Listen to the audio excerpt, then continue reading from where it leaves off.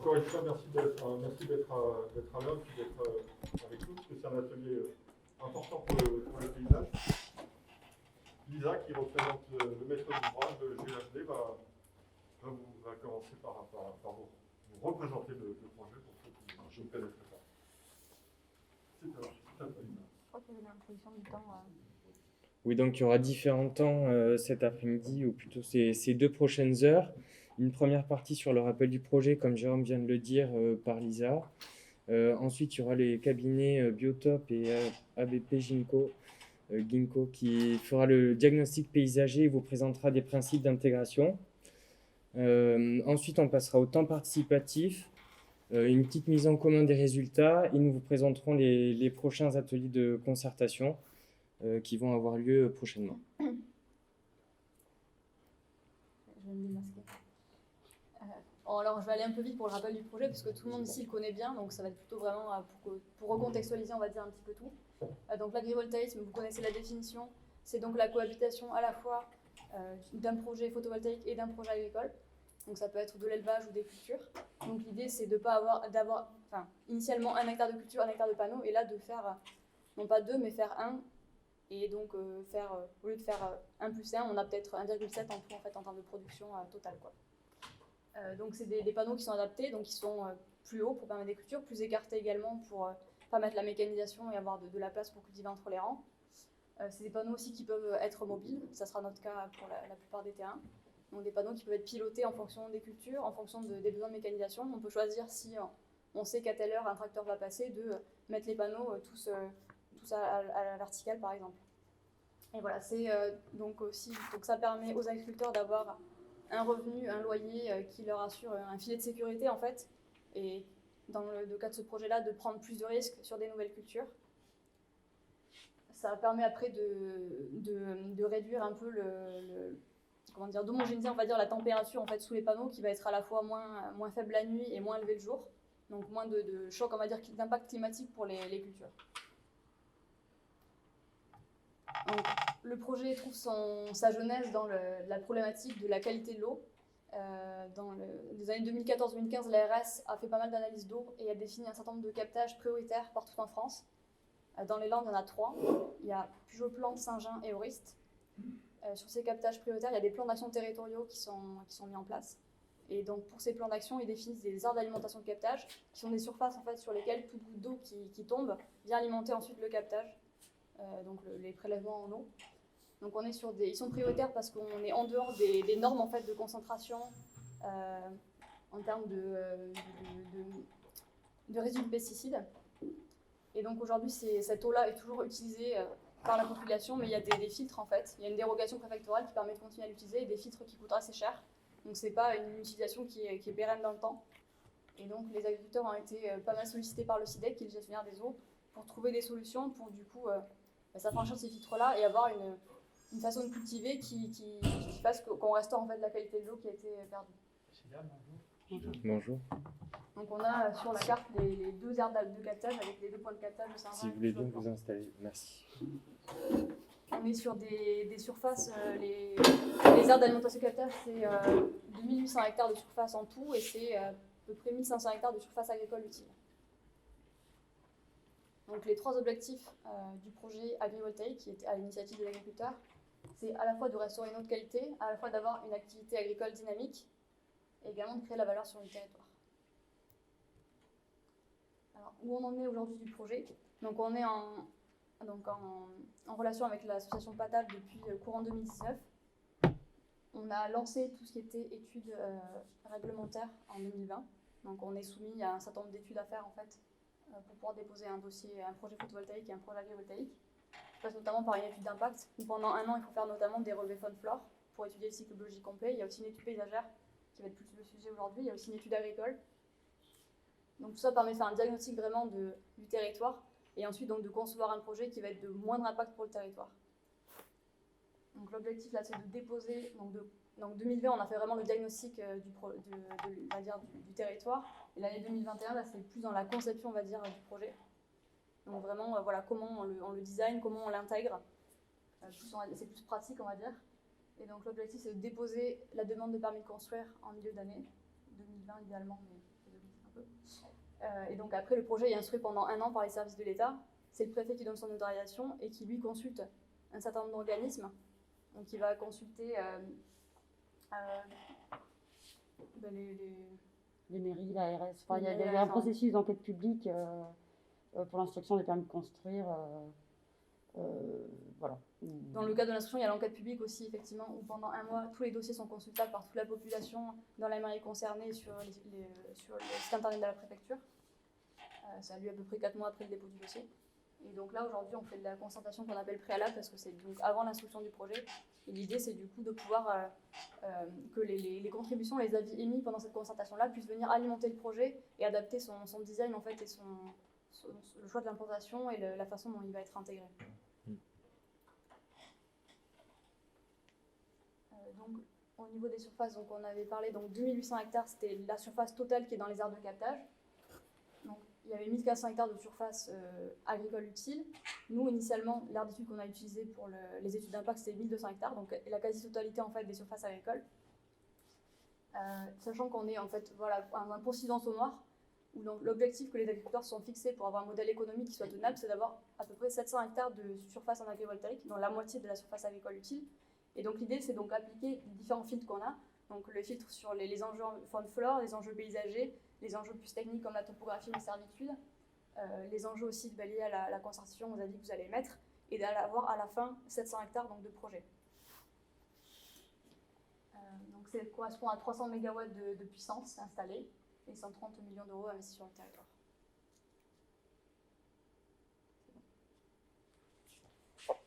Alors, je vais vous présenter le diagnostic paysager. Pour nous, les paysagistes, notre démarche a été de relever un certain nombre d'éléments du paysage qui vont nous permettre de construire un projet en cohérence avec votre territoire. Du coup, on va passer un certain nombre d'éléments que vous connaissez, relief, etc., sur lesquels on s'est appuyé aussi pour optimiser l'intégration de ce projet à l'avenir. On s'est basé sur un travail de terrain et puis on a utilisé des outils cartographiques qui nous permettent d'illustrer notre propos. On s'est appuyé sur une aire d'étude éloignée d'environ 10 km autour du projet qui permet quand même d'englober un certain nombre de structures. Et puis on s'est attaché aussi à déterminer une aire d'étude plus rapprochée qui sert à aller un peu plus dans le détail. Donc l'objectif étant de dégager des caractéristiques territoriales qui nous permettent d'intégrer ce projet au mieux.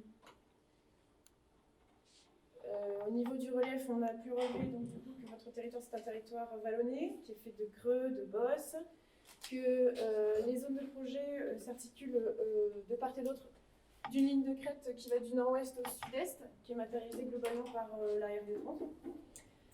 Ces caractéristiques de vallonnement, elles permettent à la fois de mettre en valeur des territoires et de protéger certains autres territoires, ce qui fait que finalement on a des vues qui sont des visibilités sur les zones de projet qui sont assez variables et c'est cet aspect-là on va le détailler dans les slides qui vont suivre.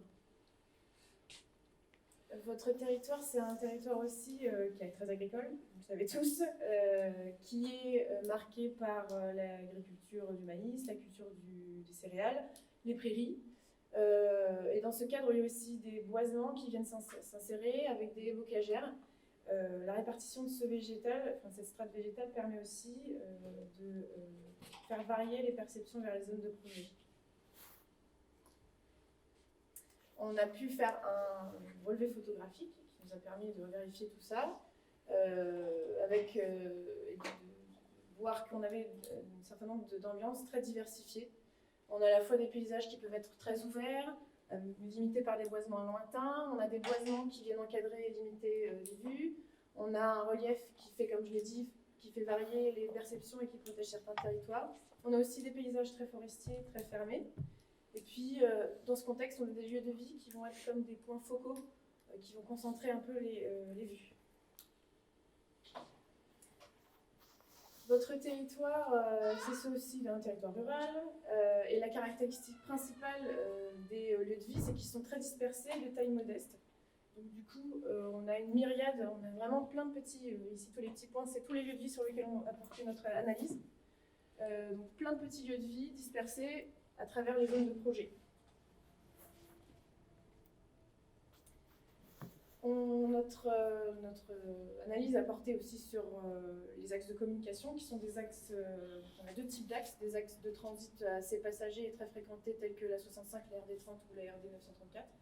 Et puis à côté de ça, on a des axes de desserte qui correspondent en fait à l'organisation très dispersée des lieux de vie, donc avec une densité d'axes. Ces axes sont des lieux qui vont être des lieux de passage, de découverte du projet. Et dans ce cadre-là, il convient d'aménager les abords de ces axes en conséquence.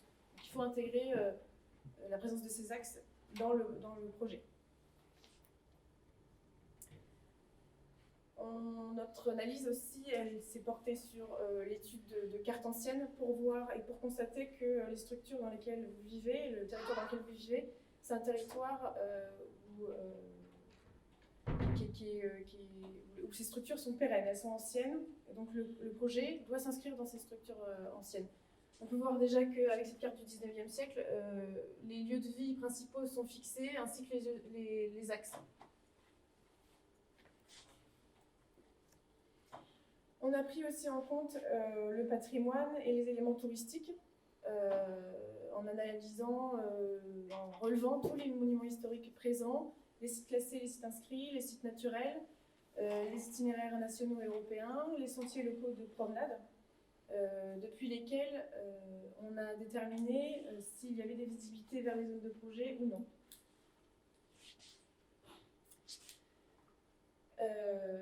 Le point positif de notre analyse, c'est que à l'échelle de l'aire d'étude éloignée, donc on va dire à plus de 5 km des zones de projet, on n'a pratiquement aucune visibilité vers les zones de projet, aucune, ce qu'on a déterminé comme sensibilité paysagère potentielle. Mis à part pour Aire-sur-Labour, où en gros le coteau qui est orienté vers la zone de projet est susceptible de favoriser des visibilités, mais elles sont très ponctuelles et très furtives. En fait, les caractéristiques, la répartition du végétal et la topographie permet de masquer les vues depuis les différents points lointains du territoire. En revanche, à échelle plus rapprochée, les visibilités potentielles sont plus intenses. Notre travail ici, ça a été de déterminer des niveaux de sensibilité paysagère potentielle sur les lieux de vie et les axes de communication. Et on a donc constaté qu'il y avait des situations contrastées. On s'est basé sur la topographie des lieux, sur le fait qu'il y ait une mise à distance depuis les zones de projet, s'il y avait aussi une strate végétale présente entre le lieu de vie ou l'axe de communication et les zones de projet, pour déterminer ces sensibilités. Ce travail il nous permet de déterminer les zones sur lesquelles on va travailler par la suite, les zones où il faudra accompagner le projet. Il faudra créer des aménagements ou intensifier la présence du végétal ou chercher des solutions pour mettre en valeur ou ne pas mettre en valeur le projet à un moment donné.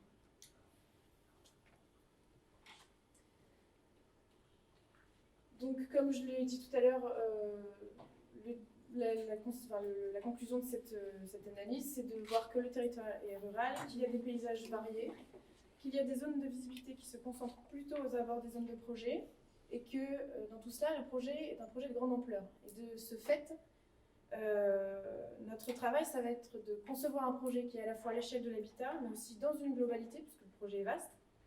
Et puis, cette démarche, elle appelle à inventer une trame paysagère qui permet de lier le projet au territoire. Le plus important, c'est vraiment de comprendre le territoire et d'intégrer ce projet avec cohérence, voilà, selon les caractéristiques paysagères qu'on a pu relever. Le bloc diagramme ici que vous voyez, c'est une base de travail sur laquelle on a travaillé pour déterminer un peu le genre de situation qu'on peut retrouver sur le territoire avec les lieux de vie et les axes de communication. C'est un peu un résumé de notre travail, un résumé visuel. C'est surtout, on va s'appuyer sur ce bloc diagramme pour travailler aujourd'hui, parce qu'on va extraire des situations de ce bloc diagramme et on va vous faire travailler sur les types de mesures d'insertion paysagère qu'on pourrait mettre en place. Et donc, voilà, ça va venir. Est-ce que vous avez des questions? Des remarques? C'est des choses qu'on n'a peut-être pas cernées, que ça peut briller ou faire remarquer. Pas de questions. Je te laisse la main. Maintenant, je vais vous présenter les principes d'intégration auxquels on a pensé pour ce projet. Pardon. Donc, ces principes d'intégration vont se décliner en 5 points particuliers. Donc, tout d'abord, l'installation de nouvelles dynamiques territoriales à travers les activités qui vont être installées avec le parc agricole. Un principe d'intégration visera principalement à éviter les zones du paysage sensibles, que ce soit les zones humides ou les zones où on a des fortes visibilités depuis des lieux de vie ou enfin, des zones patrimoniales riches. Ce projet visera aussi à sélectionner des modèles culturaux qui contribueront qui seront adaptés aux structures du paysage pour s'intégrer justement à la trame bocagère, au boisement et aux structures géographiques du territoire pour s'adapter au modèle. Un principe d'intégration sera la mise en place, la réflexion sur la mise en place d'un plan de gestion des haies bocagères, car on voit que le territoire il est quand même bocager et on a différentes formes de haies. Et donc, suivant la visibilité qu'on voudra avoir sur le territoire par rapport au projet, on pourra très bien réfléchir à l'évolution, l'évolution de la trame bocagère, soit on la consolide, soit on créera des fenêtres, ou comment on consolide cette trame bocagère. Et donc le dernier point, et c'est le point majeur de la journée, c'est la réflexion sur les aménagements adaptés des lisières du projet pour favoriser son intégration. Et donc je vais vous présenter un peu les supports qui vont nous permettre d'établir ces réflexions. Ces différentes références de projets agrivoltaïques permettent de voir un peu les ambiances qui peuvent se dégager de tels projets avec des formes adaptées aux cultures qui vont être aux activités agricoles qui vont être associées au parc. Donc, suivant si on a de l'élevage ou de l'arboriculture ou du maraîchage, on aura des formes assez variées et des profils très, très divers et qui sont présents un peu partout dans le monde, et en France et en Europe. Donc les projets d'accompagnement viseront principalement à travailler sur le végétal.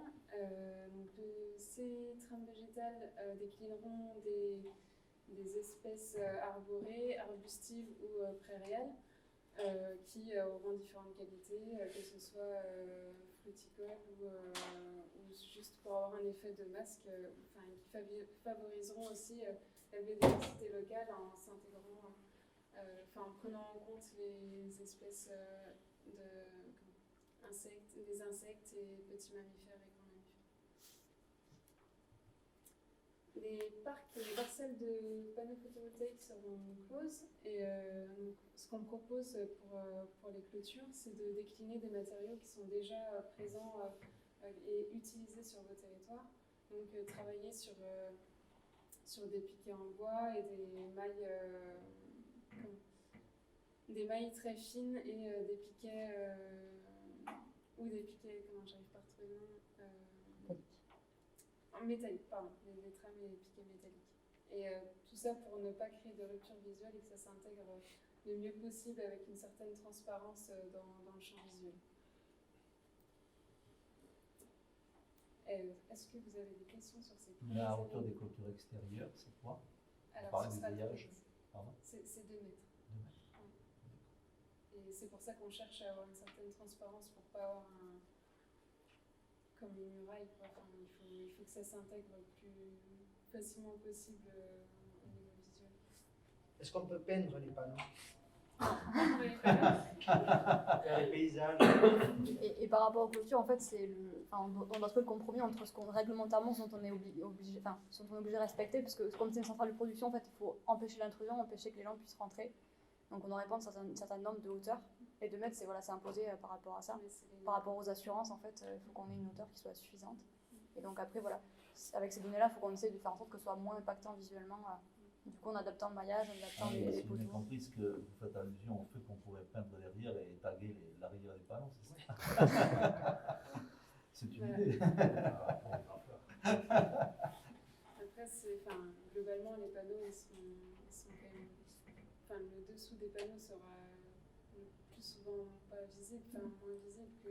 Après, en soi, je pense qu'il n'y a pas de contre-indication si vous voulez taguer le dessous des panneaux. Mais c'est pas trop l'objet.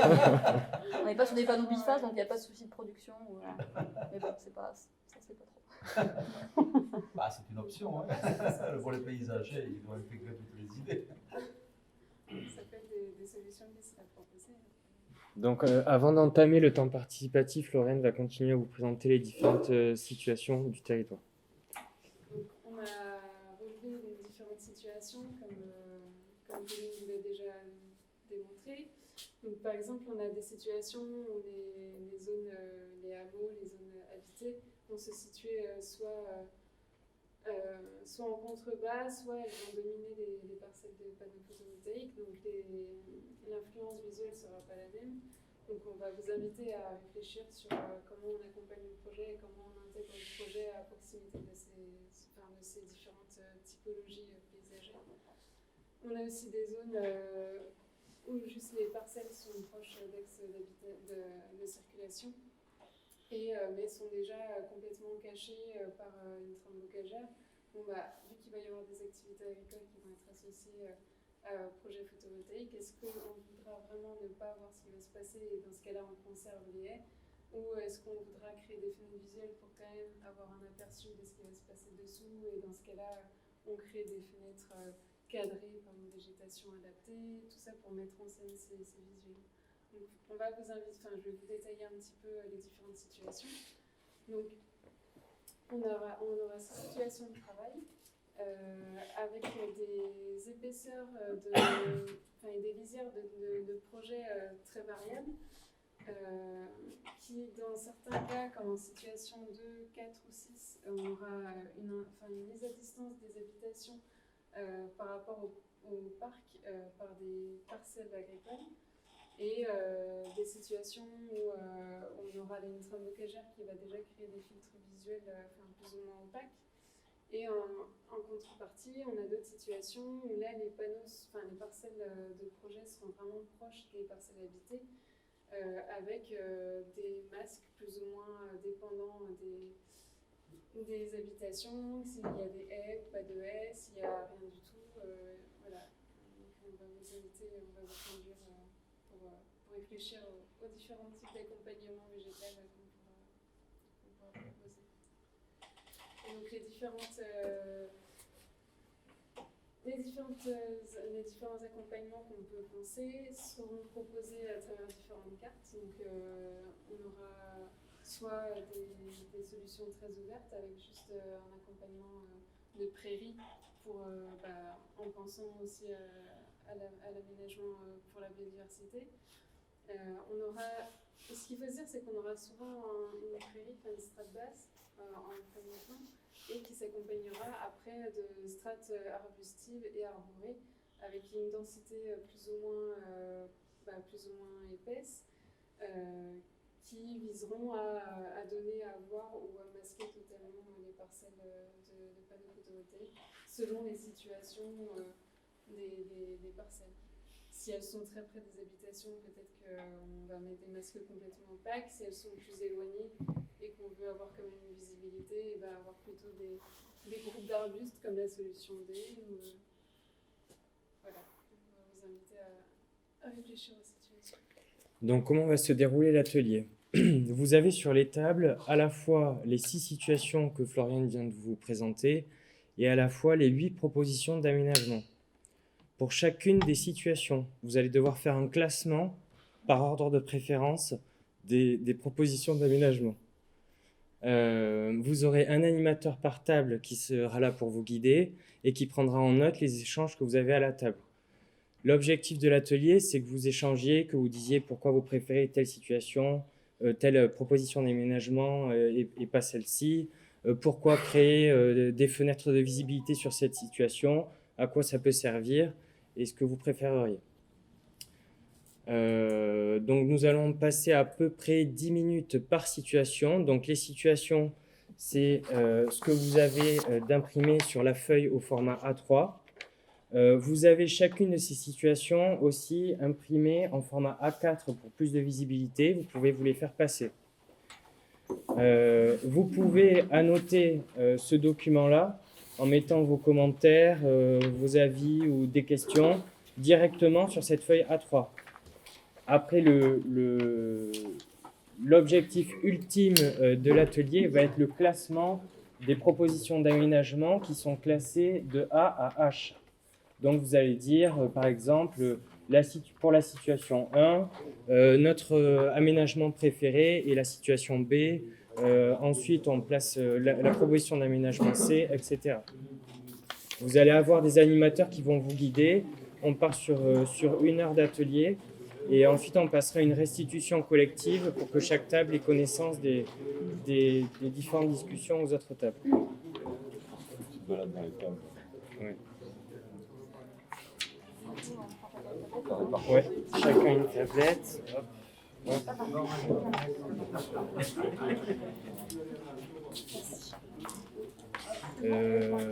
Ouais, je serai en volant alors sur les tables.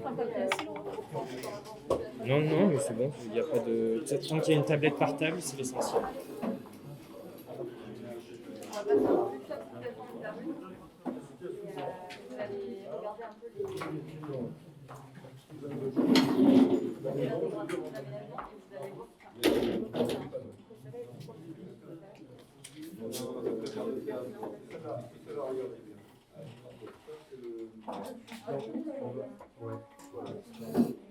Est-ce que vous avez compris des questions? De toute façon, on va tester sur la première situation.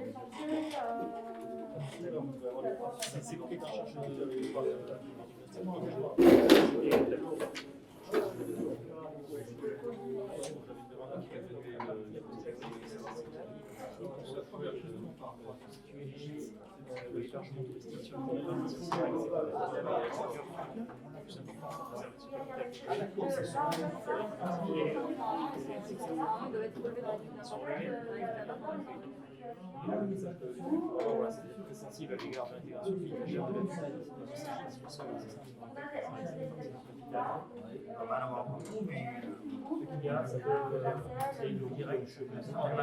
de le secteur peut-être pas trop, moins Castanet, peut-être moins Castanet, il ne va pas y en avoir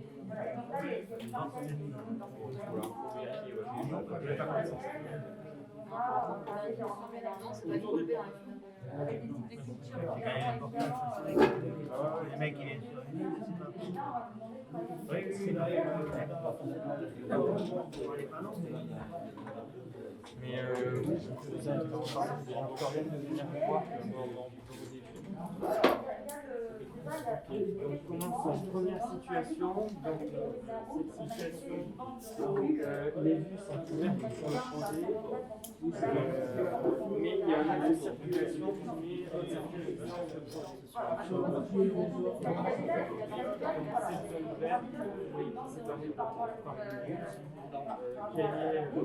comme ça à première vue, des commentaires pour l'aménagement sur cette situation. C'est pas vraiment sans regarder. Vous pouvez commencer à regarder, hein, c'est fait pour, hein, regardez. c'est pas une grillage qui va améliorer. Non. Voilà, c'est ça, on travaille sur l'aménagement paysager qui va venir en supplément du grillage et qui sera en partie extérieure, c'est-à-dire qu'il masquera ce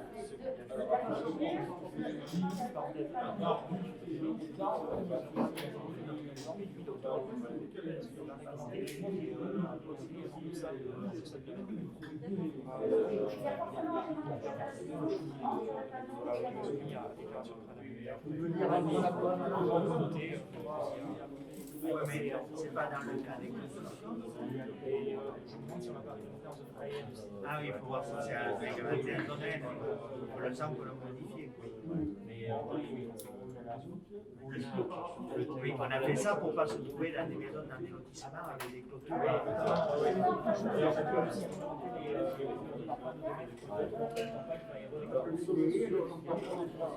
Oui. Il était tombé.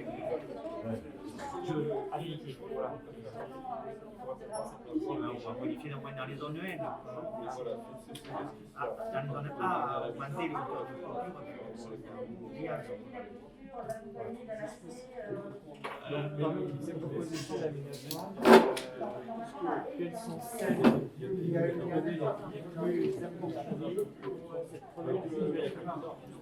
Donc là, on imagine des habitations sur des parcs photovoltaïques, un certain nombre de places.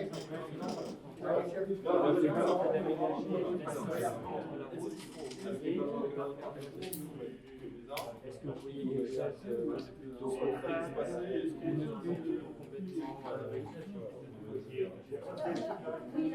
Est-ce qu'on est complètement Avec des quoi? Masqué. Bon, je veux comme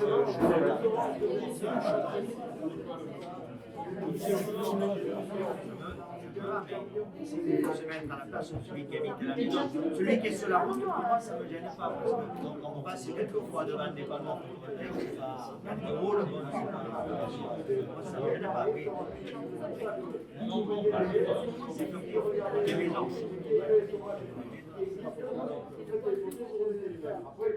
Imaginez que vous avez quelqu'un dans la maison, en fait, Comme c'est une chose, il faut pas vérifier le bien immobilier qu'il y a. Avec le par contre, on ne doit pas avoir voilà. Alors, si c'est masque, il fait quoi? Il y a un peu de Parce qu'on n'aura pas la même chose. S'il achète, c'est que ça ne lui gêne pas. Mais le problème, c'est que ça ne doit pas être et donc, selon la politique, c'est aussi des même si évidemment toutes les opinions Et derrière, donc,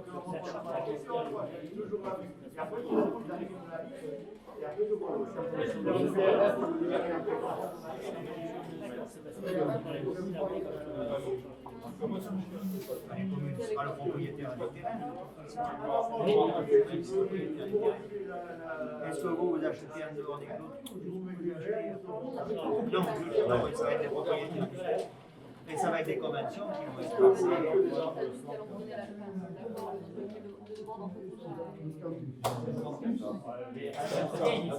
à l'extérieur des clôtures, je vous en fais à l'extérieur des clôtures, parce que la partie de l'IRG, c'est la limite de.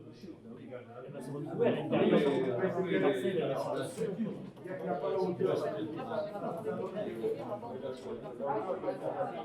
Voilà. Donc, c'est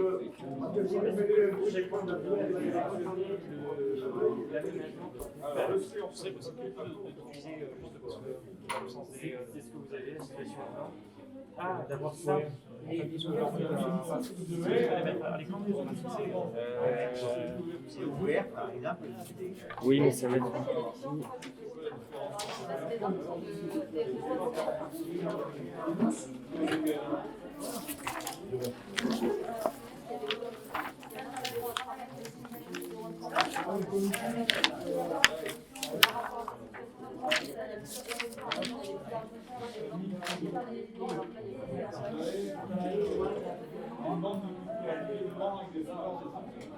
Donc, est-ce que chacun a choisi son nomination?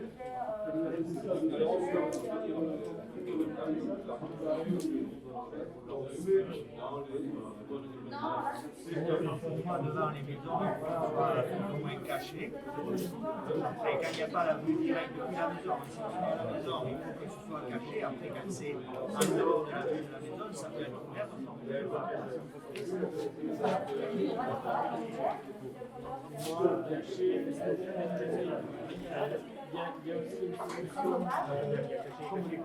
Oui, oui, c'est ça.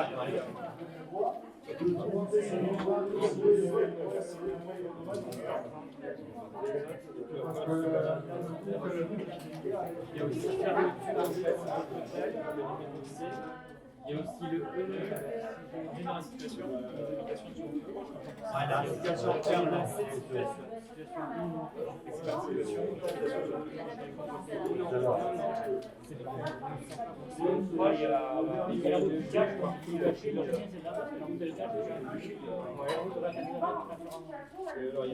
et quand si la maison est en contrebas, c'est un peu difficile à voir comme ça. C'est difficile à dire comme ça. On peut voir la maison si elle est en contrebas ou si elle est en Alors, hauteur. il y a justement des solutions où les maisons sont en contrebas, où sont sous le projet, et il y a aussi des lieux où les maisons sont au-dessus du projet. Là, on pense à un terrain plat, les maisons, la route, donc, je suis pour le A, la fête ici, la est-ce que vous avez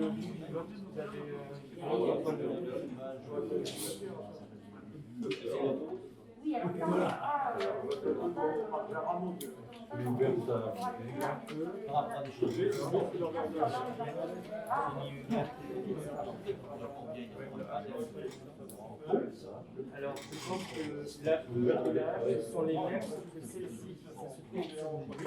Vous avez un petit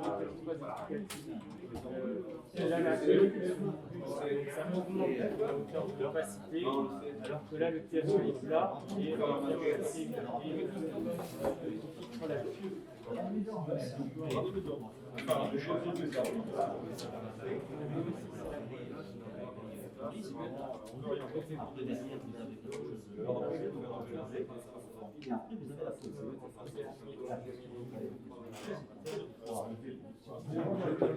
Après, si on voit il faut les faire, ça fait des sens que ça va faire. Donc, ce choix, est-ce que vous partagez Non, ça donne. depuis les maisons, mais il va y avoir de la direct. Par contre,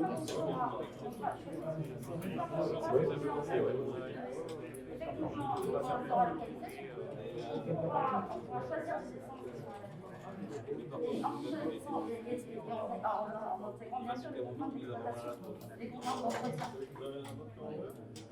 Et donc en fait, c'est ce qui va déterminer Vous voulez voir ce qu'on peut faire. Voilà. En fait, c'est ça. Là, on va pas et après, on va commencer à présenter la situation numéro 2. Changer le tableau.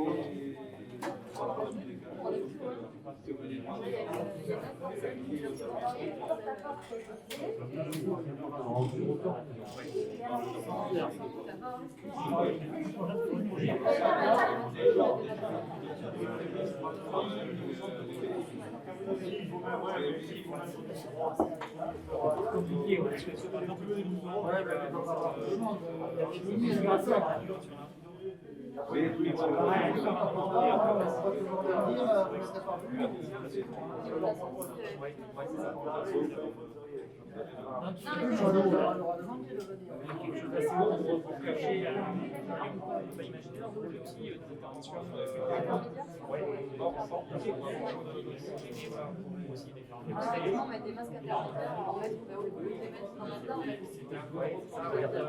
intermédiaires, en fait, on va les mettre en même temps. Alors oui,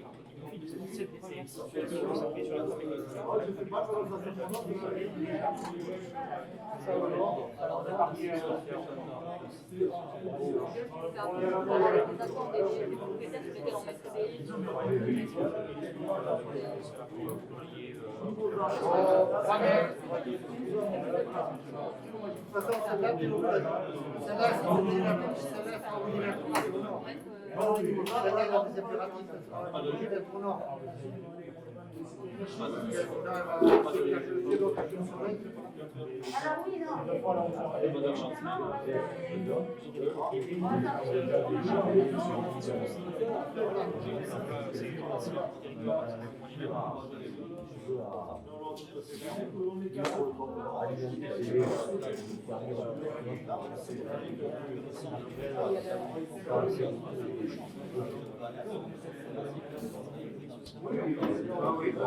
oui, moi j'en ai marre de tailler les. Chez moi, c'est mal. Chez moi, c'est mal. De tailler les.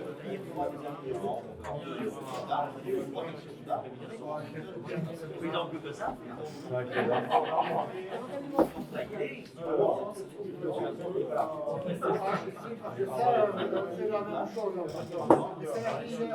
C'est pas le problème de passer n'importe où.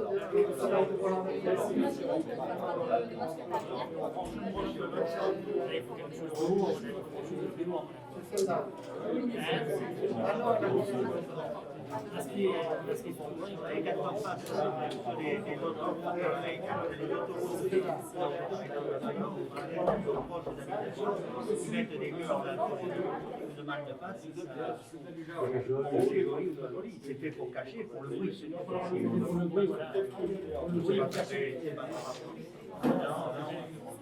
Pour celui qui passe, il vaut mieux voir les habitations. Par contre, c'est pas ce pour ceux qui sont dans les. Pour le bruit, oui.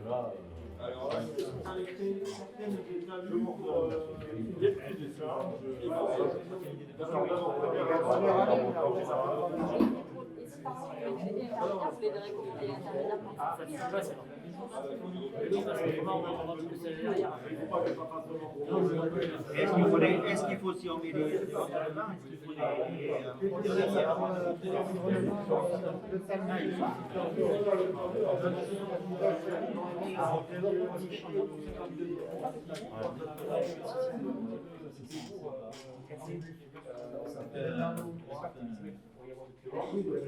Non, mais l'ombre, c'est la hauteur. La fenêtre, il ne veut pas de panneau. Oui, bon.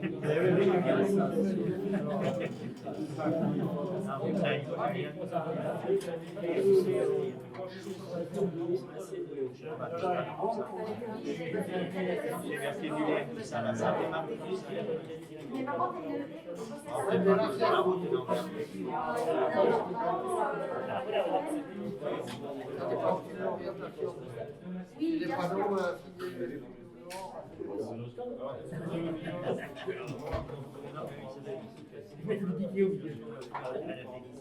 Si on déménageait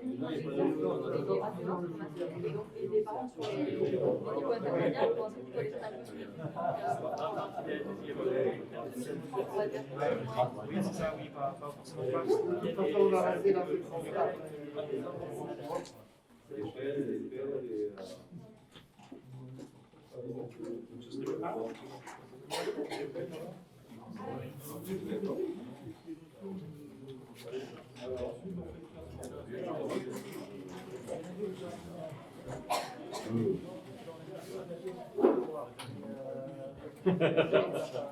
On va être au milieu partout. Vous avez commencé à lire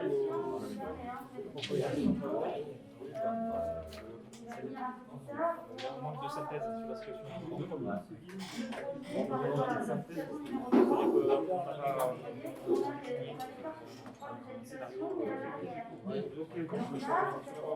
Elle l'a noté.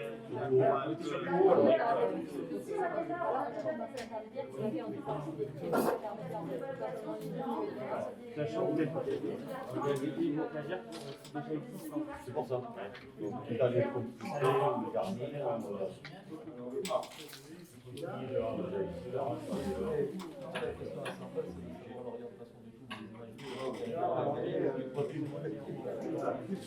on n'est pas non plus sur la même chose. Vous avez des licences, bien sûr. Je pense par exemple à des ADP qui accéléreraient les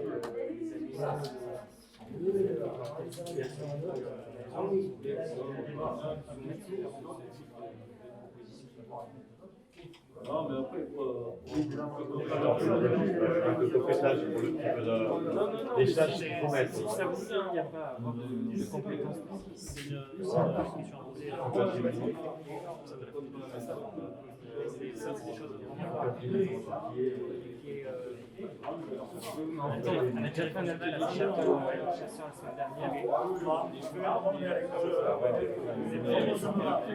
Moi, je leur dis, il faut qu'ils poussent les concevoir de ce moment. Allez,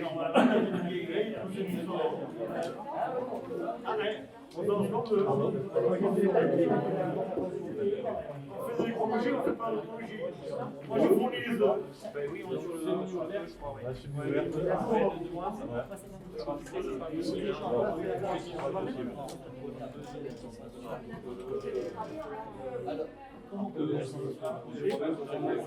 a aussi la version avec le salut. Oui. Ça aura des arbres un peu plus petits après. Vous pouvez mettre exactement les mêmes arbres, mais profiter de la hauteur de la droite.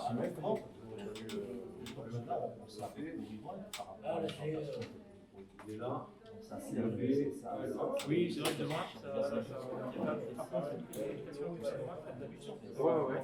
Justement, là, les applications sont De loin, oui, peut-être de watch, ce serait peut-être plus simple du point de vue de l'opérationnalité, oui. Donc, en dernier, parce que je ne le connais pas du tout, peut-être les percées visuelles à éviter. Donc, par exemple, tu peux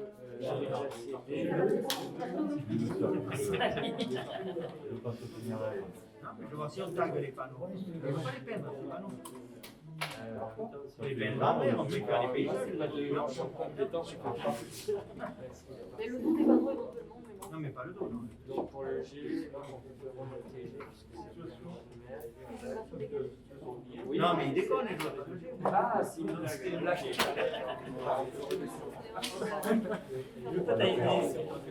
Mais bon, je ne veux pas de je ne veux pas les tailler. Non, mais quelque chose de tailler. Ah oui, vous avez une question.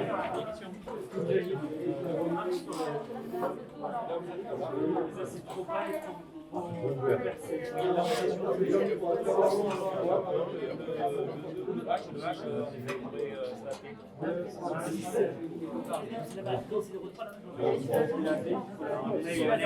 Parce que c'est les arbres de l'air que tu vas laisser. Tu ne tailles pas. Par contre, c'est ces arbres.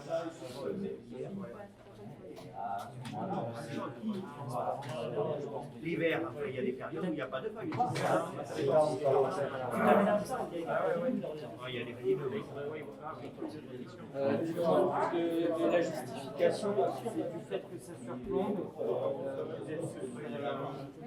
Alors non, il y avait la vue parce que c'est des habitations, voilà, et que techniquement c'est peut-être plus faisable de faire de linéaire de quantité avec ce système de type et ce semi-ouvert parce que de toute façon on prend complètement dans cette application. On a l'impression de casser un peu le champ de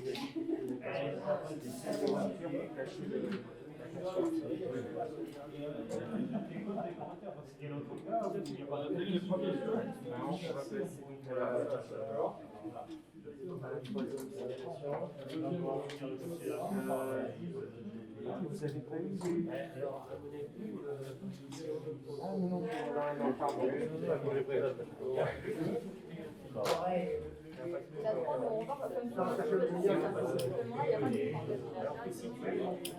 C'est le scénario où on est plus proche de l'habitation.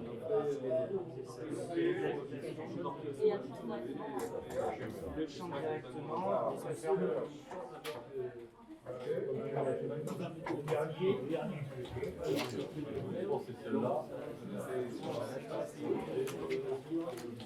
fermer complètement la vue.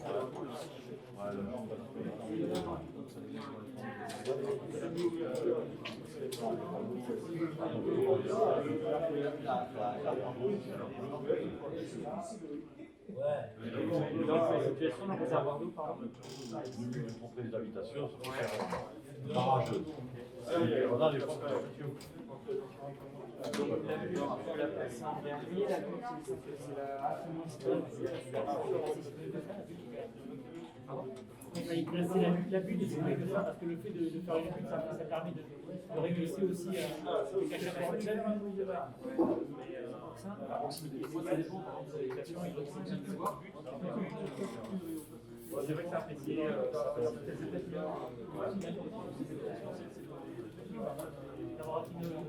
fait, on a aussi les buts fermés.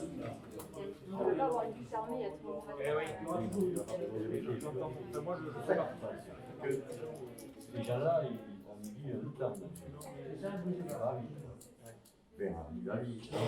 Et après, c'est chaque fois que je vais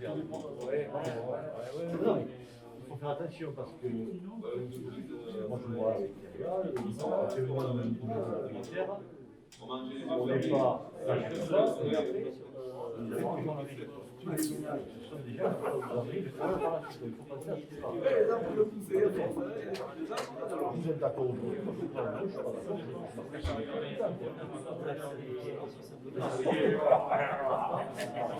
non mais il faut pas dire rien.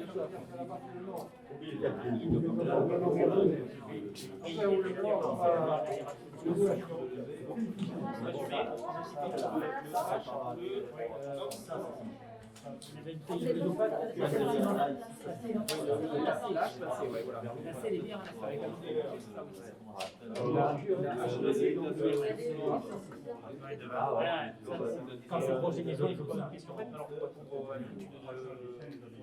Alors,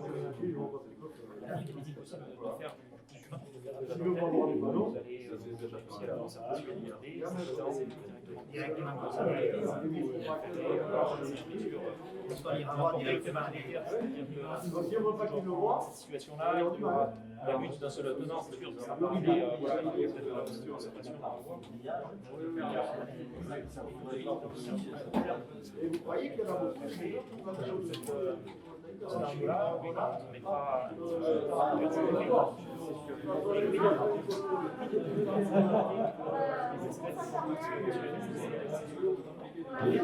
sont directement en contact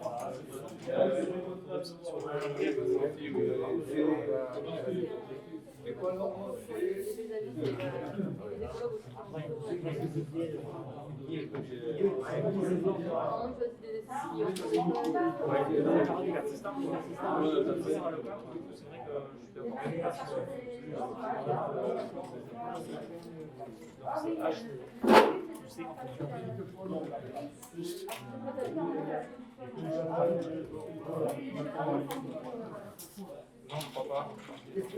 Donc à ce dernier, c'est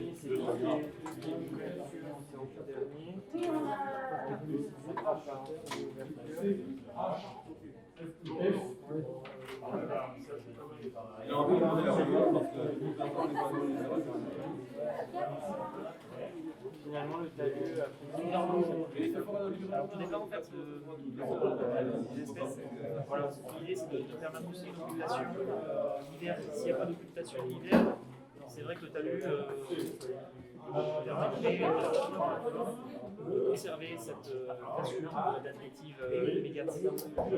Alors voilà, je ne sais pas trancher, mais ce serait plutôt sans taper.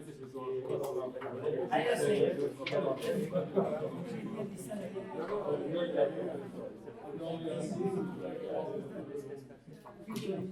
on passe le numéro 4. Partie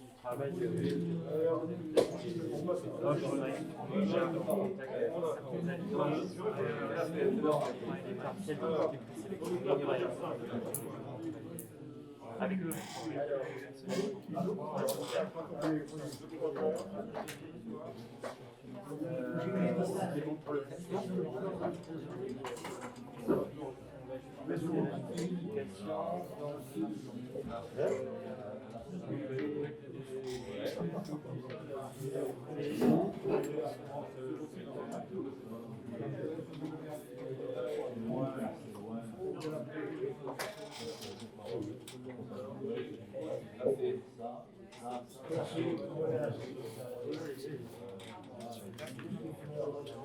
habitations sur le plan de la logique. Alors, de toute façon, ça, il faut faire parce que cet environnement, on se dit aussi. Si on ne veut pas là, on va plus là. C'est pas pour la situation de travail, c'est pas validé. La différence entre la situation 2 et la situation 4.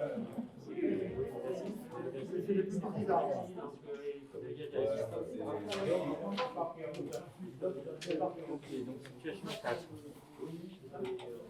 Situation 4, c'est des adaptations projet à leur contexte.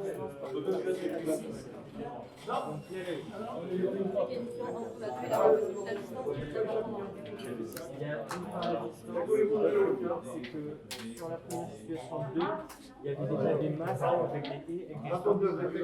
Sur la situation 4, c'est le terrain agricole sans rien. Il a mis sur le projet. Là, c'est renforcé. C'est là, c'est créé.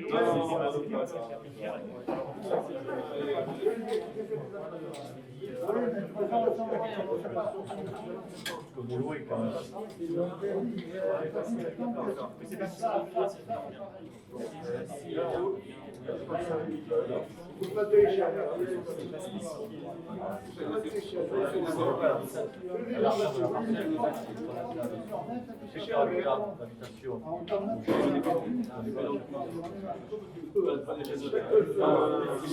C'est l'inconvénient de travailler sur des solutions génériques. Mais là, quand même, éloigné. Pas proche de l'imagination. C'est un point de vue en retour. La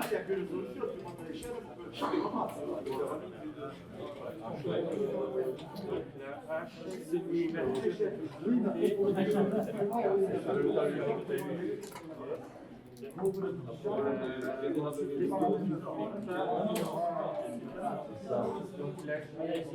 Mais s'il n'y a pas de maison.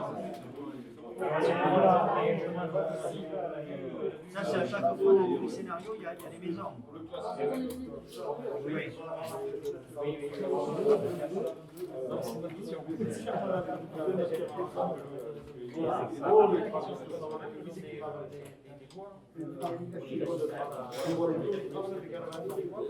Dans les bois. Les bois, c'est sur les routes.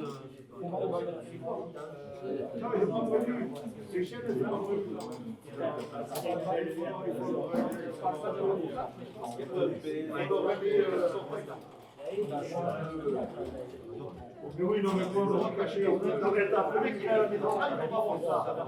Ici, les arbres, là, les arbres, on le voit. Et les gâteaux, ils vont changer. Et les gâteaux. Et la défense. On va faire un système à Castanet, c'est un peu c'est marrant, il ne faut pas qu'il arrive de repasser les pas pour les lire avec.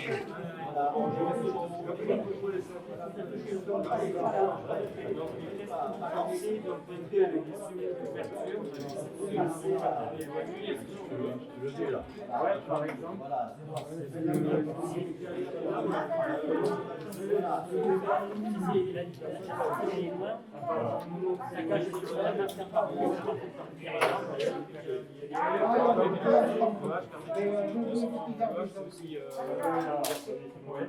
Et ça permet d'efficacité en temps sur le première position. Ah, d'accord. Oui, voilà, c'est vraiment pour le faire les deux l'œil, mais ça reste une chose.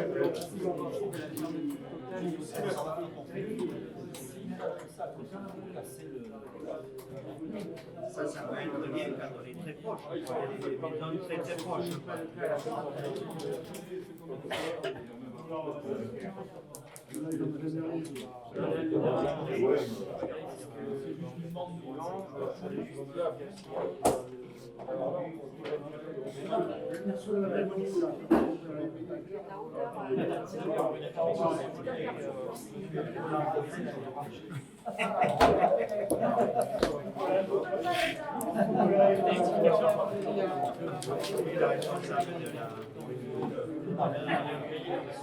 transition écologique.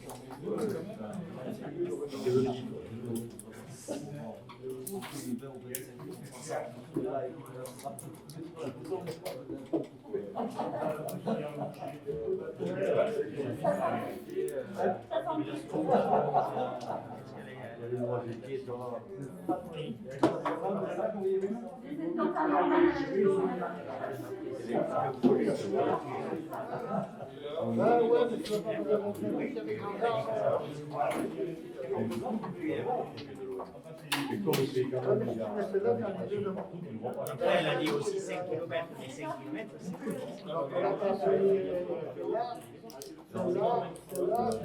non, pas mais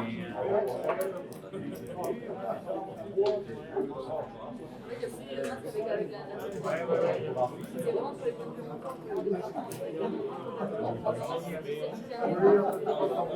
mais en mettant un Castandé en haut parce que là, on entend que C'est vrai. Ah ouais. Donc le G, ça va On va passer. Hop. Le G, ça va pas du tout. Vous avez le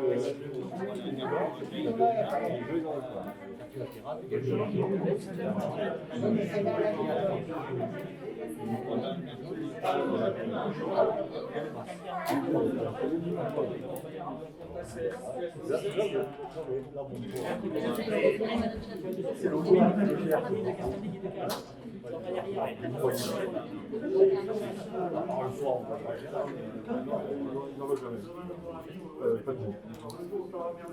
ni 4, ni 3, ni 5. Ok. Situation 5. Donc on passe à la situation. Il s'agit d'un projet qui est mis à distance des habitations par un axe de circulation. Un axe de circulation qui est fréquenté et qui est opéré à distance. Ça dépend de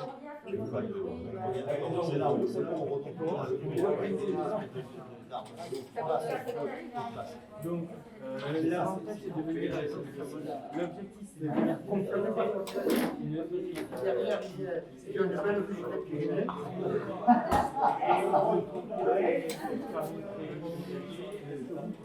peut-être par des arbustes.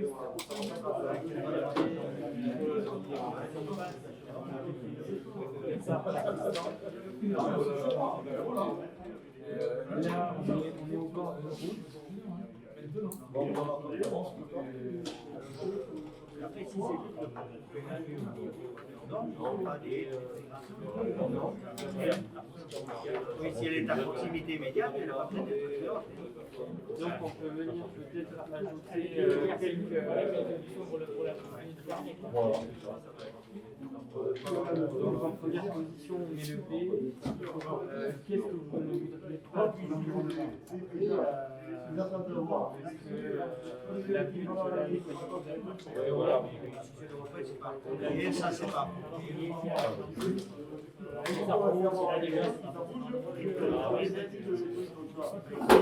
Par contre, si moi, quand on fait arriver des alertements,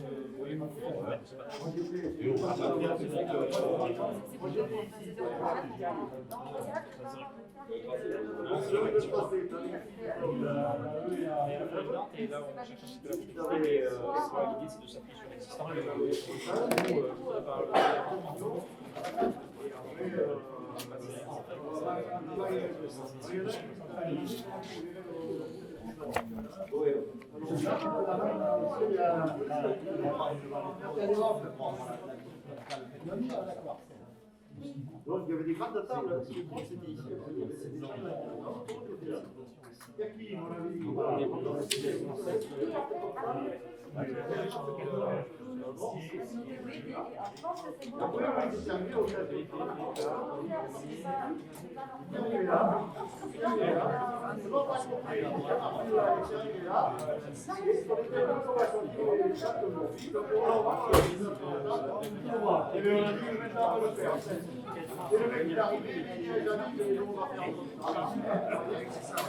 fait, c'est quand même.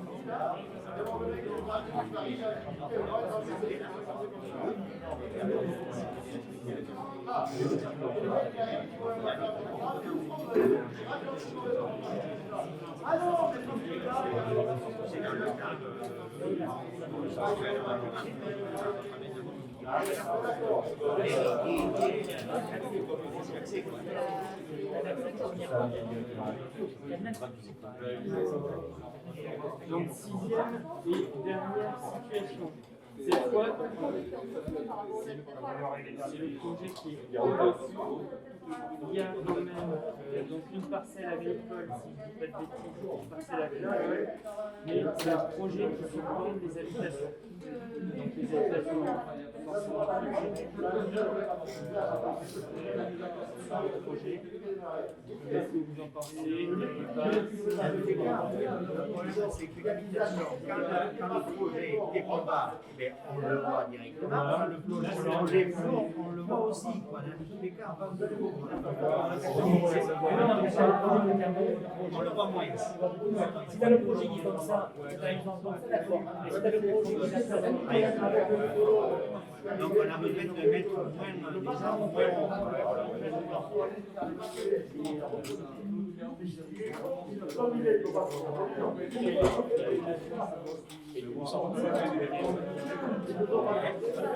Non, c'est pas la peine d'avoir une possibilité, ça pourrait être à la... Au contraire, même ça induit des trucs. voilà. Il faut se cacher quelque part. Ça peut être ça. Et le dé, là, nous l'a sauvé.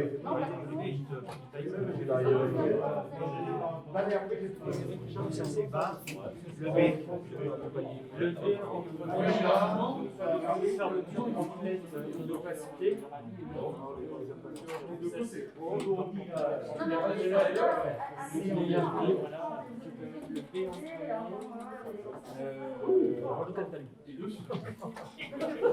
L'ajout d'un tablier est pas nécessaire pour le Oui.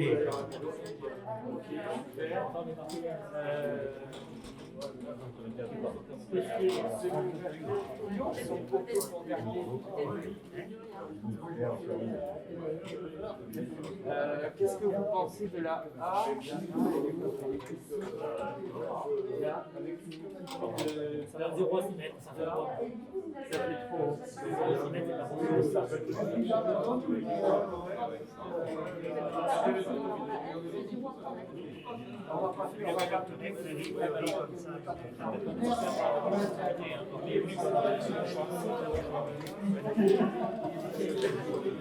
Comme ça, fleuri, là, les si les fleurs sont cassées.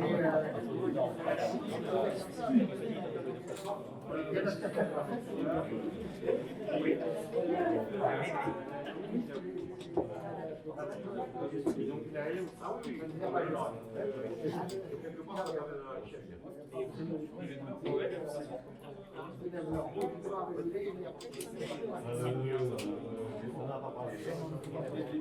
donc pour la justification, pas donner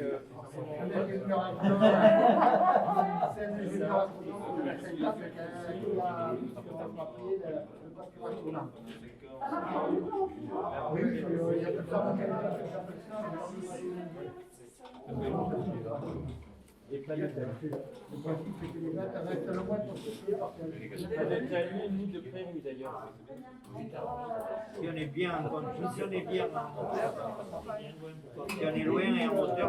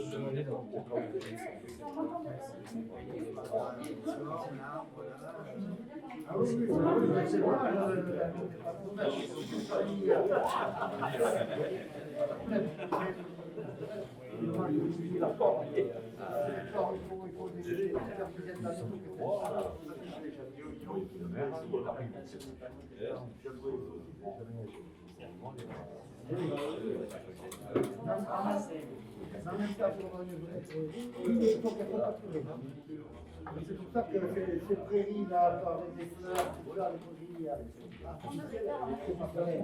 Il y a pas des moteurs qui en ont. Et photographier.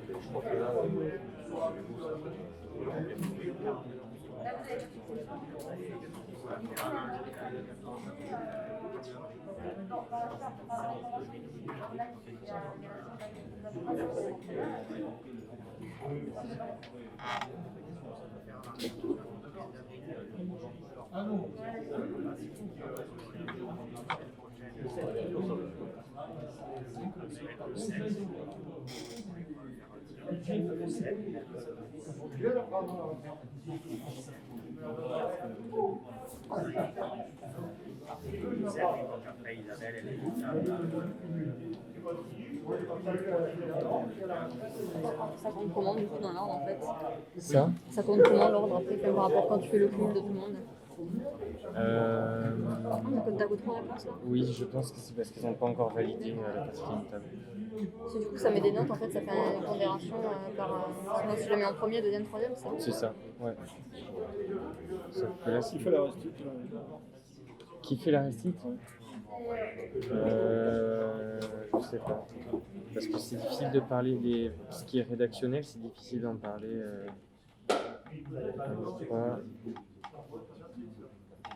Et là, on n'a pas la vue sur les différentes. Je sais pas ce que je fais. Bah, il suffit qu'on les mette visuellement.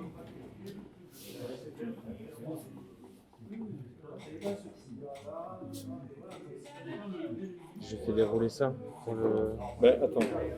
Tu as les vues là? Oui. Là. Regarde déjà ce qui arrive en premier à chaque fois.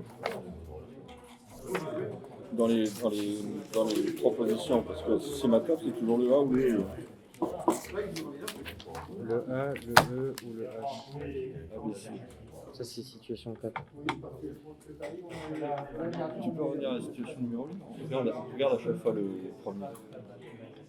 A, ABC. Ensuite, Que je note peut-être. on note les 3 premiers, ABC.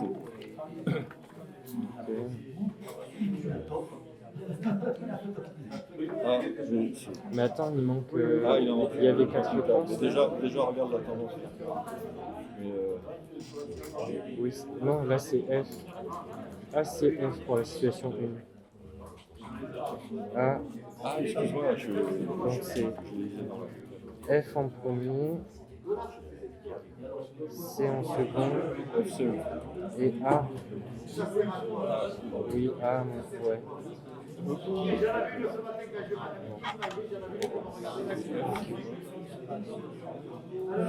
Ensuite, on fait ça, donc c'est Notre table. ouais, bon, on a tous fini, merci. 5 minutes et puis on va passer à la restriction. E en premier. Sinon, on en fait que... Si tu veux faire simple...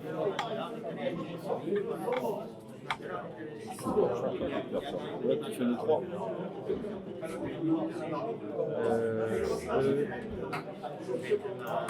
E, A, B. E, A, H. E, H, A.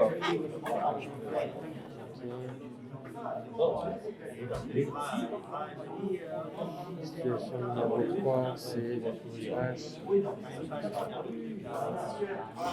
C'est F.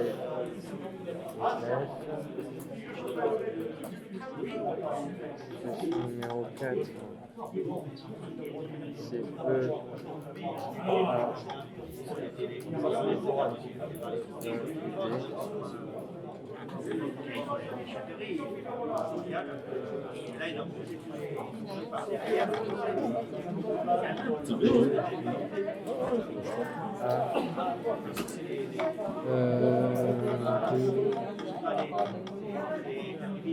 Oui, mais ils sont tous habitants du territoire. C'est ce que me disait le maire, je ne sais plus, là, c'est pas beaucoup, là. Il me disait de toute façon, les gens ici, celui qui est à droite, là, à gauche. Il dit ici, tant qu'ils n'ont pas un visage arrivé, les gens sont tous, ils n'en croient pas. Ils ont fait coup pour l'autoroute, ils ont fait coup pour les personnes qui travaillent avec l'autoroute, mais les gens, les visageurs sont arrivés, c'est parti. C'est dit, on va avoir un chemin. Juste là, il y a juste en plein dans la vue et je suis de la vie, après tu vas dire, de toute façon, ça me bouge la vue.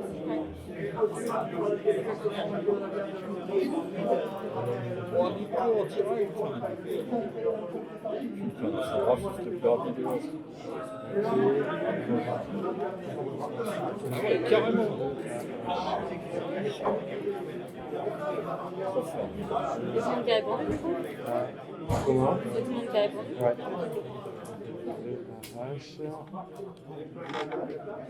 Carrément le pote de Mickey.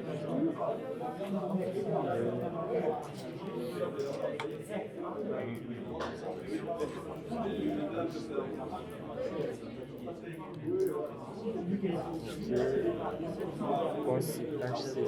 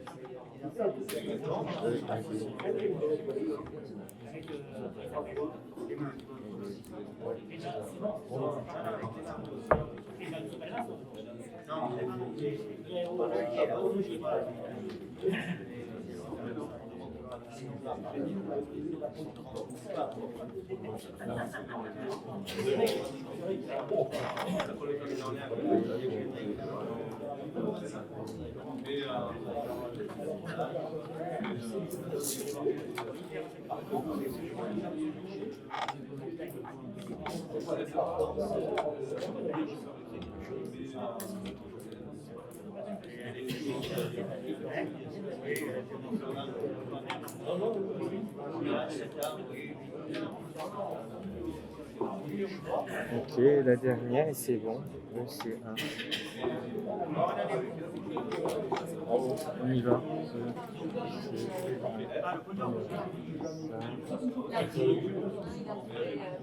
Il a repris les...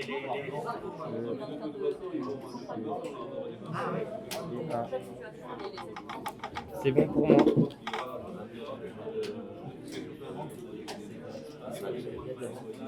Après, sinon, tout ça, c'est facile. Ce sera peut-être pas le point de vue de quelqu'un qui habite dans le ghetto. Et puis, il y a les maisons. Alors, comment dire, jeune fille, Personne. Si tu veux juste introduire. Au revoir. Vous restez pas pour la restitution? Ok, merci beaucoup. Et bon, oui. Et puis il y a la permanence aussi. Ouais.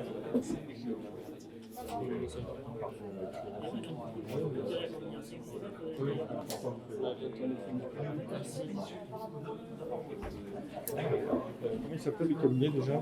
Comment il s'appelle le cabinet déjà? Ginko. Ah oui, plus Ginko. Ah oui, plus Ginko. Parce qu'on n'a pas idée de s'appeler comme ça. Ginko, tu ne sais pas? Ouais, c'est bon. Hop. On va.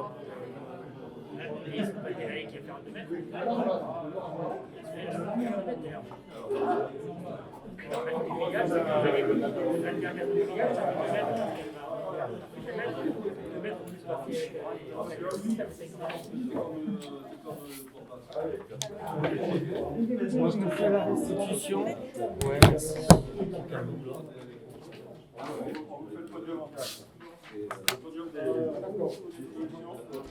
Donc, on va... Pour la restitution, donc, qui combine le classement des choix d'aménagement pour chacune des situations. On a fait un classement général donc, qui reprend l'avis de chacune des tables de l'atelier d'aujourd'hui. Pour la première situation, donc, à savoir avec une vue ouverte sur le projet et une séparation d'un axe de circulation qui quand même maintient la distance entre les habitations et le projet. Donc en première position, on a l'aménagement proposé en F, à savoir une semi-ouverture avec des vues filtrées. Donc là, on parle d'une haie bocagère de taille moyenne allant de 0 à 3 mètres, accompagnée d'une prairie. En deuxième position, donc on a l'aménagement C avec une fermeture et une opacité beaucoup plus importante avec une double haie bocagère donc sur ce bord de route et à proximité du parc agrivoltaïque. Et en troisième position, une semi-ouverture laissant transparaître le projet avec quelques percées visuelles. Pour la situation numéro 2, où des habitants... Je posais une question là, mais je pense qu'elle est intéressante pour tout le monde. Moi, je me demandais, quand on a 2 ou 3 solutions comme ça qui sont très différentes, qu'est-ce qui va faire qu'on va en choisir une ou une autre à un moment? Alors, on a toutes les justifications qu'on a prises en note sur les tablettes avec votre perception de la situation en premier lieu, et ensuite la justification de votre classement.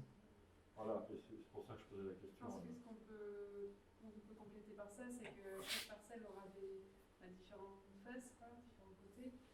Et selon les situations que ça va générer, chaque solution proposée, pourra se décliner d'un côté ou de l'autre en fonction des situations qui se présenteront.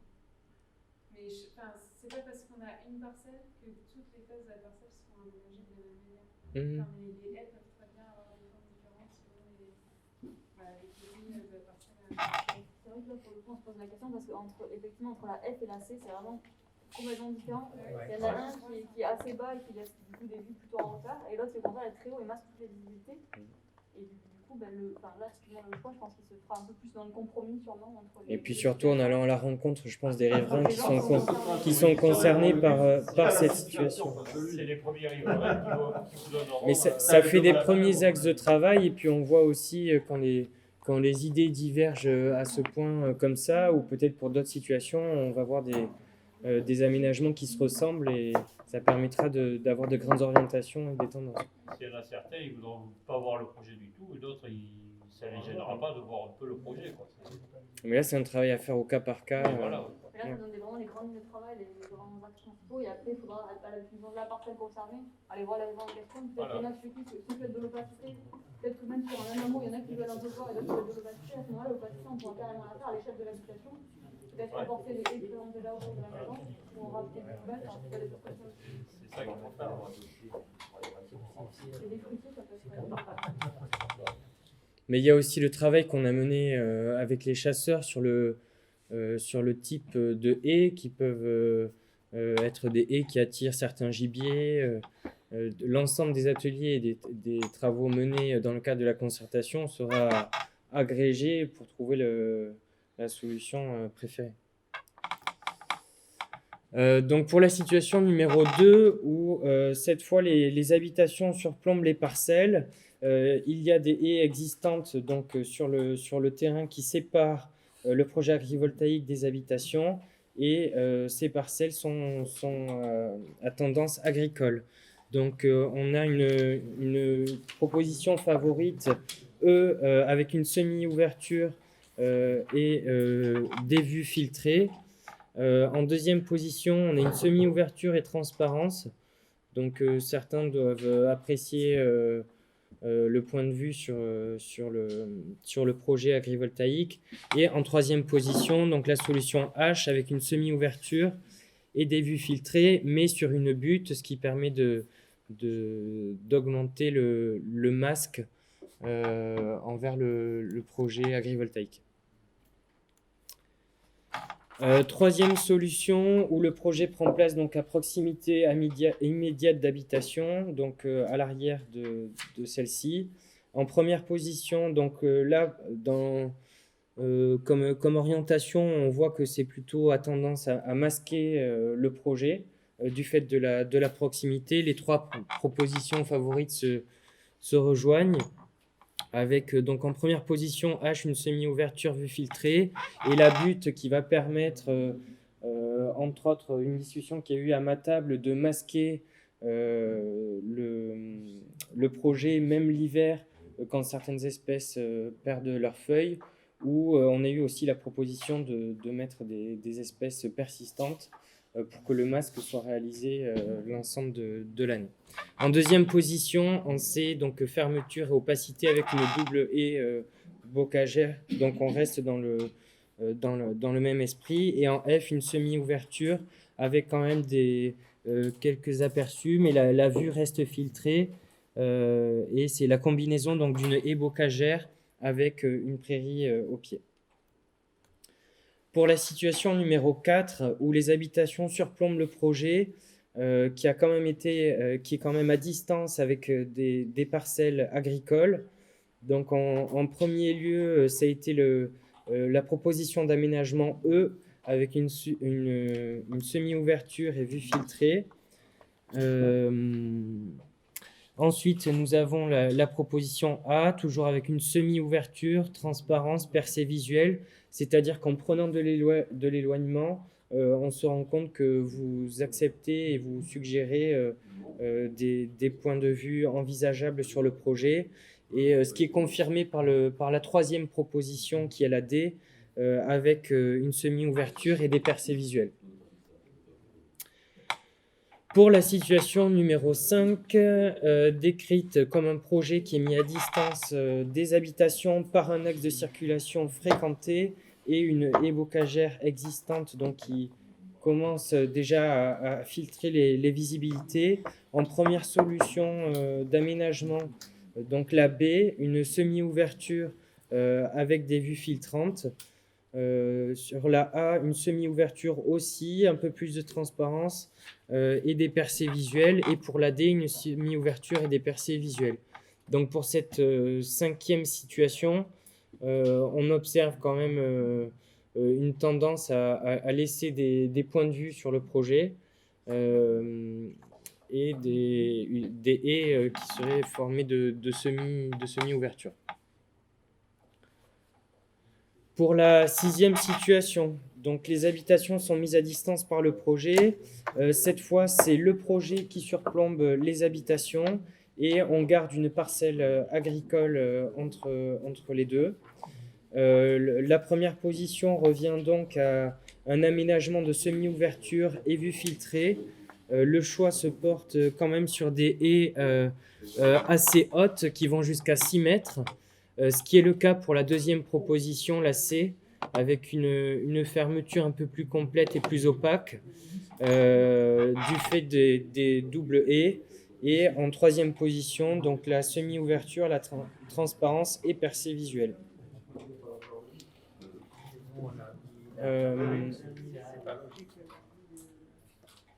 C'est qu'on a des goûts différents.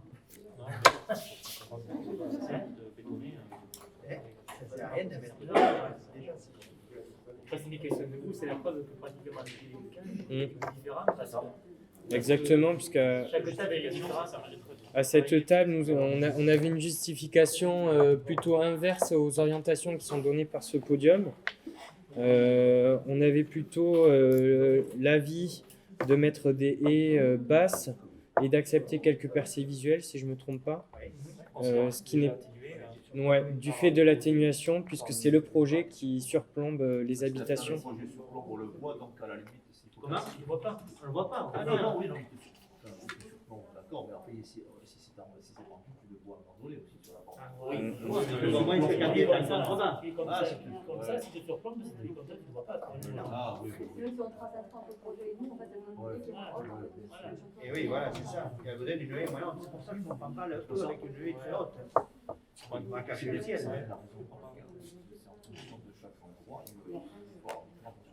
Ça dépend du goût de chacun. Après, les contributions qui ont été retranscrites pour chaque table vont être prises en compte. Et feront partie du compte rendu dans le bureau d'études.